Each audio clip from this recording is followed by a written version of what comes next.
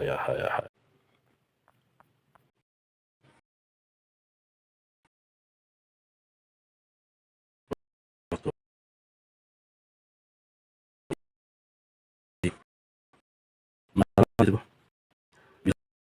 ما من صار ما من اللي هي ساعتها كابتن نبتي سالة على مرة جابو نما لينجا قدر بوت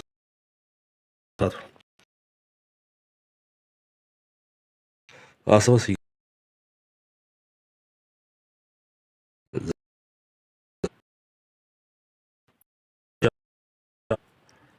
me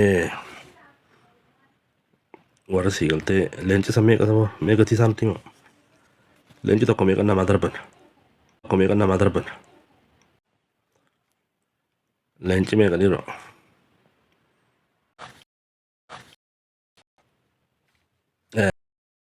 wanni nuti asirraa irra guddaan namaa boca haasa'uu barbaada inshaallah waanuma siigaltuu namni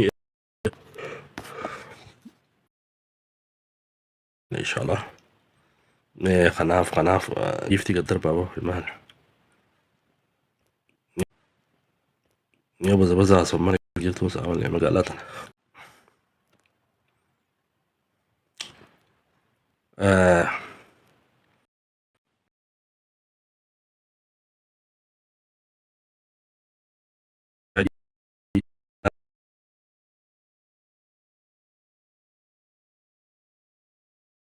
alaan eeysaa akka jiru nama dhibagaa islaamni sheekonni keenya eeysaa akka jiran ummata sayyaadan gargaaru waliin cinqamuulleen numa jira ummanni keenya ka islaamaa kun eeysaa akka kaafaa jiran nama dhibdi dhugaa dubbachuudhaaf zamana kana shi'aatu numaa warra sunni irra jabaachaa jira sagaleenis nu qabamte qamoo akkasii rabbi sii galtee haadha qabu ummata ijoollee xixiqqoo dhumaa jirtu san rabbi sii galtee waliin haa jiraatu rabbi galtee waliin haa jiraatu rabbi biraaf addunyaarra islaamni jiru hundi sii galtee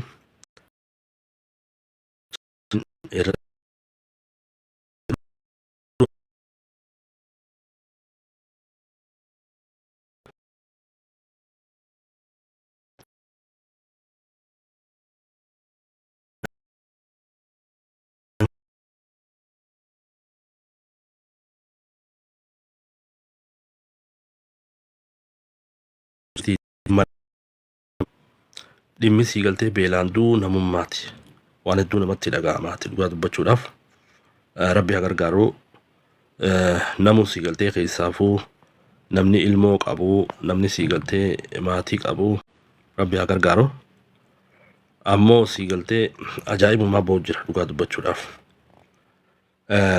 ijoollee kanarra jiru gabbaanii sii galtee rakkoon beelaa tun hamtuudha dhugaa dubbachuudhaaf warra sii galtee beelaan nama ilaalanii too calcaan duuba sii galtee warri Awurooppaa faranjii tanaatu hiriira ba'ee sii galtee adabuun sirrii mijaanii isaanis sii galtee hiriira ba'aa jenosaayid beelaa jechuudha tan joosee gaggeeftu waa'een hin jirtu gargaarsi ajaa'iba natti jira dhugaa dubbachuudhaaf ummata islaamni addunyaa kun eessa jira dhugaa dubbachuudhaaf hedduu takka namatti dhaga'ama kanaaf rabbi haa dirmatuufiin jechuu barbaada gabaabdumatti waan hin jiru qabu zamana kana amriin dibadde sheekota keenyaatis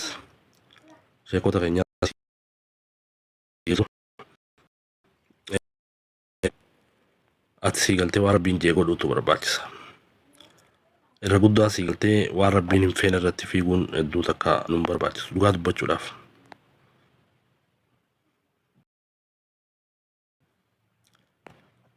akka akkasitti haa gargaaru. Yaadaan illee si galtee du'aayin illee gargaaruun hedduu takka gaariidha dhugaa dubbachuudha. Akkasii gaabbalee kiyya uummanni kun roorrifamaadha dhugaa dubbachuudhaaf hedduu roorrifama. Seenaa addunyaa keessatti takkaan dhageenye si galtee jeenusaayidii beelaan nama ajjeeftu. Kunis beektaa boqonnaa haariyaa tan seenaa addunyaa keessatti amma galmooyitee barreeffamtee jirtu. Inshaallah ijoollee teenya gaanutis qaraa'isuuf teenya waan hedduu nama ajaa'ibsiisaati beeka.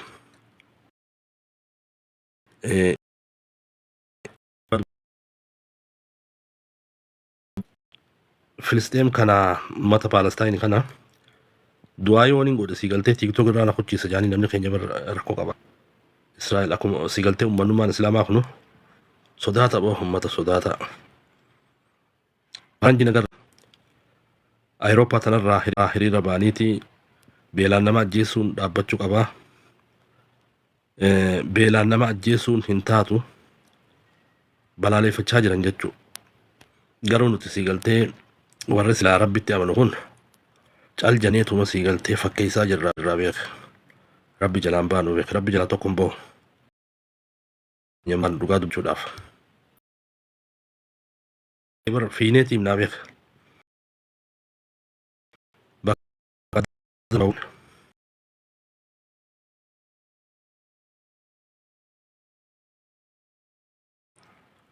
Garuu si galtee karaarra hin jirru. Rabbi karaarratti nu haa deebisu. Sagaleen inni qabamte gaa'ollee sagaleen inni qabamte wallee Israa'el jennaan soda.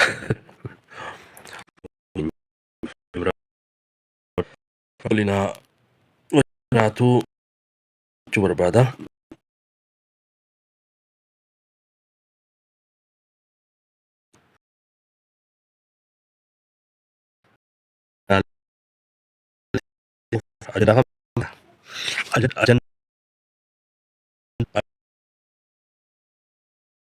Ajandaa si galtee maqaa wal balleessu akkasii si galtee waliif fidu karaarratti si galtee yoo ol argite aboo tiiktook irra eeggadhu galgala kana tiiktook irra eeggadhu warra keenyaatiin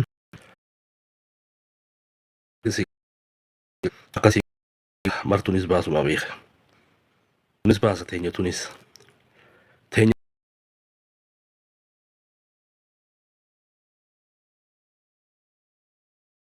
Tanarraa si galtee yoo ol baate wanni ati irraa arkitu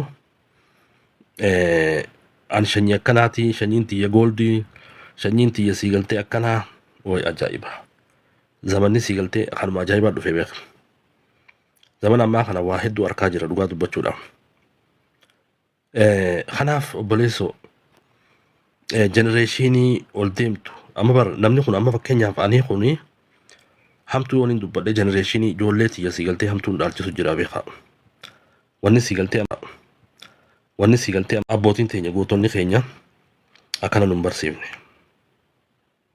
Nuti garuu dhaloota xixiqqaa kana hammeenya barsiisaa jirra. Kanaaf maaliif itti barbaada?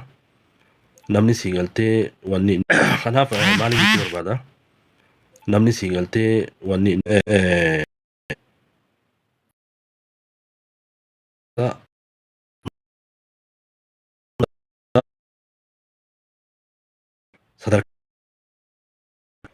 fakkeenyaaf ani seenaa Harargee dhalata Harargee qofaaf tolchee salphina kun si galtee Harargeen namaa oli Harargeen daaba waliin jee waan isaan hin qabne si galtee waliin jee sirrii miti. Maaliif hin deemanii beektaa asubatti dhufee shiraaf hin deemaa jechuudha. Yeroo nan si galtee kooti faaruun heddummeessaa faaruun jirreen heddummeessanuu faaruun jirreen heddummeessanuu faaruu jirtullee yoo taate faaruun jirre heddummaatti beeka. Takkanaa takka arsiin takkanaa nu keessa jirtu tana. Kanaaf ajandaa olii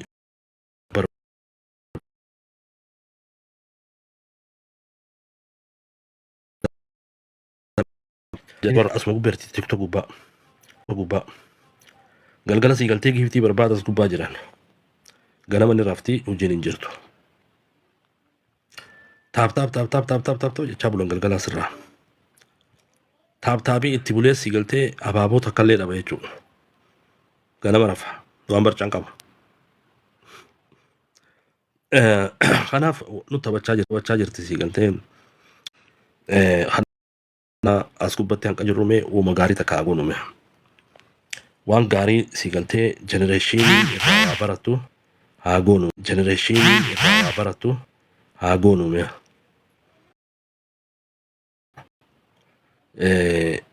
Namni akkam eegale beektaa guyyaa si galtee parsinaalii irratti wal lola. Aboo galgala eeggadhu jee maafiyaa si galtee yaamata. Kunoo gosa kanarraa ani si galtee saba kanarraa warra kanarraa jee si galtee chuu gubbaa dubbataa warra san tuqaa jechuun namni tokko dhufee ulee warra keenya tuutee baabee kashlabbeedha. Kashlabbeen si galtee ummata walitti dirtee filoora guddifachuu barbaaddu. Kashlabbeen si galtee saba kana walitti gargar baaftee waa barbaaddu. Tana jala yaanes akka fakkeenyaa fi lolli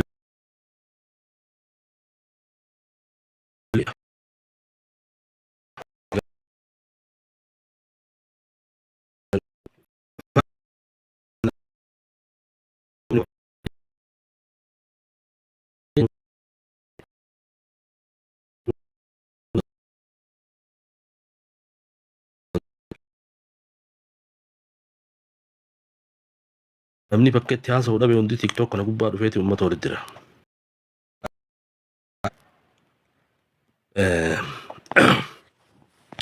Hedduu nama dhibdiboo dubbiin uummata keenyaa kun hedduu uummata akkamii jenereeshinuma akkamiitutu uumamee Oromoo tana keessatti hedduu takka nama dhibdi. Galtee yaaduutu barbaachisa. Ani yooniin si galtee fuudhanii gama gandaa gama gosa xiyyaatiin gama warra keenya deemuun hin barbaachisu. Abbaa dogongora san sirreessuutu barbaachisa. Oromoon teenya si galtee waa sirreessuurra madaafa walii bitachuu irra filatti. Ajaa'iba bara. Madaafa bitatee waan akkamit dhoominaa waan akkasii saniitu guute. Takkaan kun Oromoorraa. Fuunee si galtee arasitti galfannee numa qofatu waan baarsi galtee duwwaa kutamuun qaba. Keenyaa kutamuun qaba. It's wrong. Kadir komoto Juhar komoto kanaaf si galtee waan akka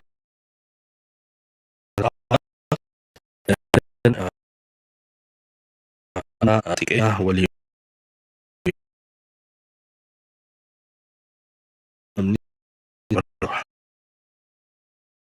barnuti si galtee dhaloota abbootii hayyuu sanirraa dhalate neeti qomadhaa hundaa beeke. Duuba taamma dhuftetuun jenereeshinii amma dhufte waan abbootii teenyarraa hubanne dhiisi. Jenereeshinii addunyaa keessa hin jirreetu dhufate Oromoo turamma. Jenereeshinuma si galtee lafa wal loltee TikTok irra wal baafattu. TikTok irra wal baafattee dhukkee walirraa kaafti wal xiqqeessiti. Jenereeshinii mee ijoolleen Oromoo namuma nama ijoollee qabaa beeka. Ijoolleen akkaatuma nuti si galtee godhannu tana godhachuu barbaaddi TikTok irra wal baatee. Ani feemasaan ta'uu barbaadaa jira. Feemasni ijoolleen teenya ta'uu barbaaddu feemasa nama arrabsu. Feemasa si galtee huccuu dhalaa uffatee as gubbaadhaa si galtee giiftii barbaadu akkasii jetti ijoolleen teenya laal waan nuti oomishaa jiru laal. Jenereeshinii nuti oomishaa jiru laal. Kanaaf dhugaa dubbachuudhaaf waan akka maleeti TikTok kanarraa ol baanee uuma gaarii takka haa dabarsinu. Fayyaddaa waan nama keenya dabarsuutu barbaachisa malee yeroo hundaa'u si galtee kun ajandaa hamaa. Ajanduma si galtee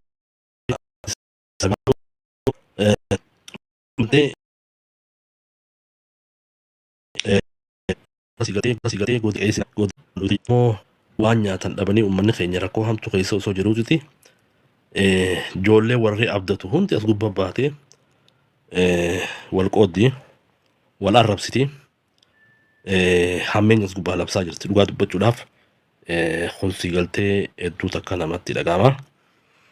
Kana keessaa baanume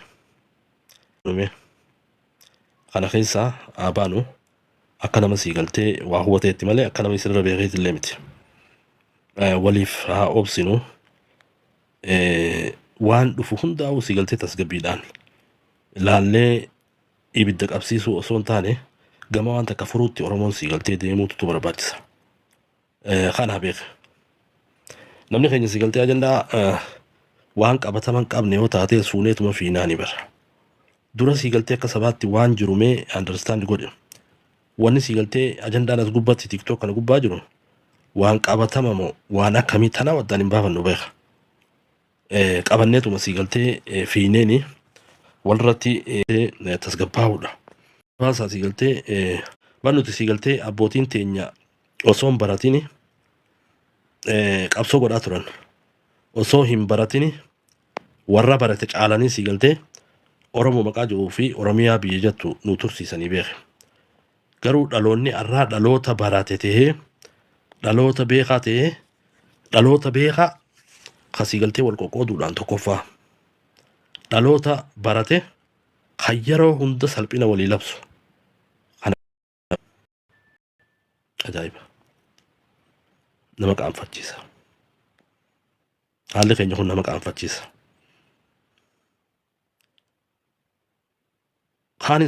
Kaanis siigaltee arruma gabbee seenaa addunyaa siigaltee as gubbatti faarsee samiif geessu kaanis arraba jala galakkisa. Maaltu uumama jechuudha? Walitti bu'insaa uumama. Arrabaa uumama. Nama siigaltee TikTok kanarraa Rabbiin siigaltee jallaa as gubbaa kaa'ee jira. Kanuma siigaltee nama kana walitti jiruudhaaf qabaafatee morma kana walitti buusu. Masa keenya keessa kanuma siigaltee haa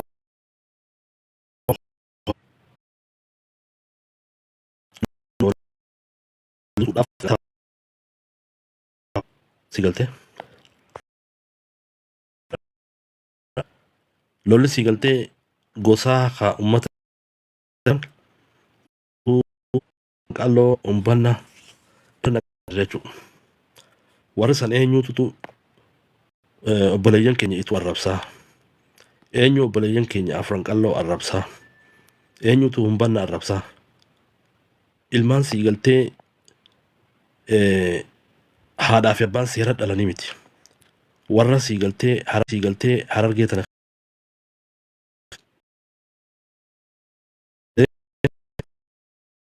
tu arrabsu warra afran qalloo arrabsee tana siigaltee dirreetti as ba'aa jiran. Isin irra beeknee jirra.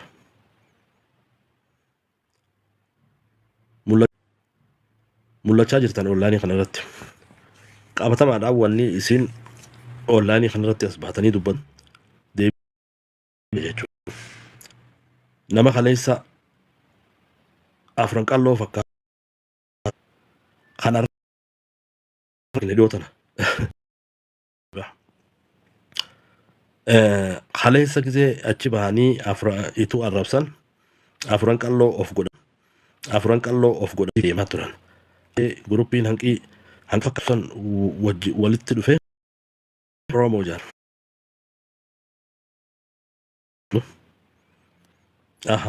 Saboo kaleessa isinii jenneen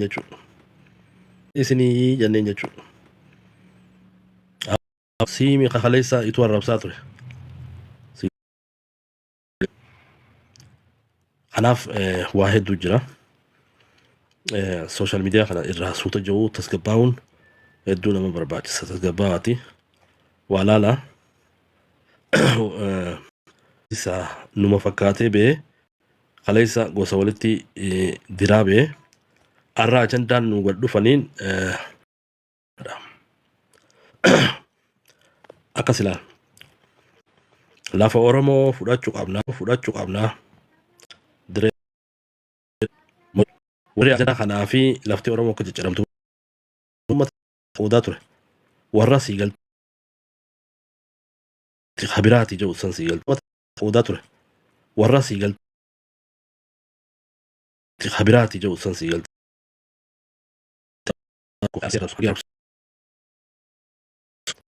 ما رافعتي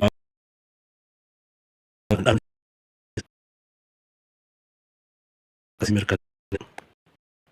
أنا في الركود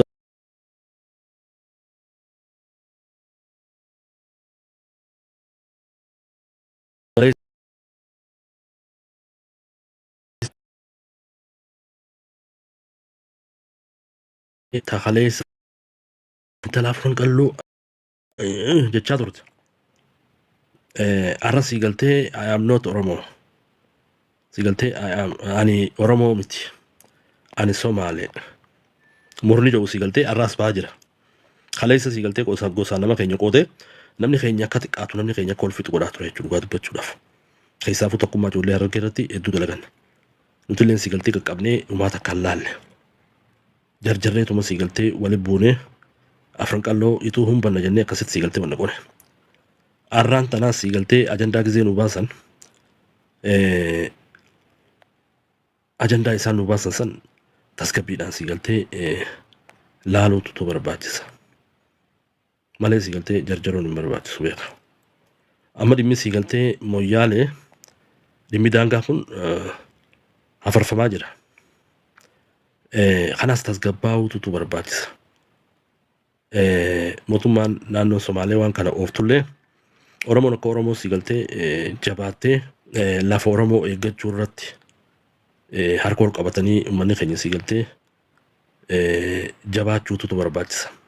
Maddi siigaltee uummata kanaa maddi siigaltee lafti siigaltee uummata kanaa maddi siigaltee lafti siigaltee uummata kanaa maddi siigaltee lafa Oromoo saamuudhaaf eenyu dhufe siigaltee namni siigaltee bakka biraatiin dhufu Oromoo nu keessa jiru kanaatu lafa Oromoo saamichaa lafa Oromootiif warra qophaa'aa jiru kanaa beeka. Akkasi laala mirgaa fi bitaa keenya haallu mirga keenyaa salaallu bitaa keenyaa salaallu warra sani jechuu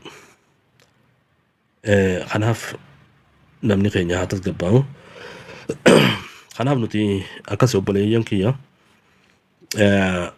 isinirra beeynee jirra kalee qabsooytuu afran qallooti arra qabsooytuu Somaaleeti kalee isa siigaltee afran qalloo takka ituu ani qabsooytuu ituu tettee afran qalloo irra duulaa turte arra gabbaatee siigaltee ani Somaaleedha Oromiyaan dhaanta Somaalee teechaa jirta siigaltee wanni ati deemtuuf ummata Somaaleetii fi Oromoo walitti buusuuf deemtaa jechuudha kalee isa gosa Harargee tana walitti buuftee nama addaan fageessaa turte arra garuu wanni ati deemtuuf sabaaf isa walitti buusuu deemta kanaaf wanni uummanni siigaltee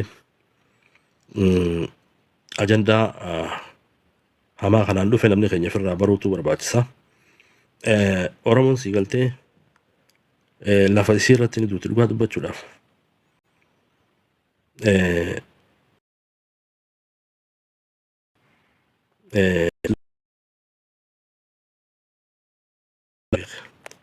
warri Booranaa haqa nuti siigaltee